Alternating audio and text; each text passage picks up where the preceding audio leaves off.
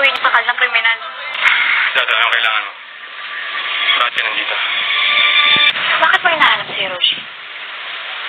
Tumakas daw kanina madaling araw. Paano niyo nakuha ang kanyang kasuotan? Saan pupunta? Ang magkabangan na. Kaibigan. Tiyak na madadamay kaming lahat sa ginawa ninyo.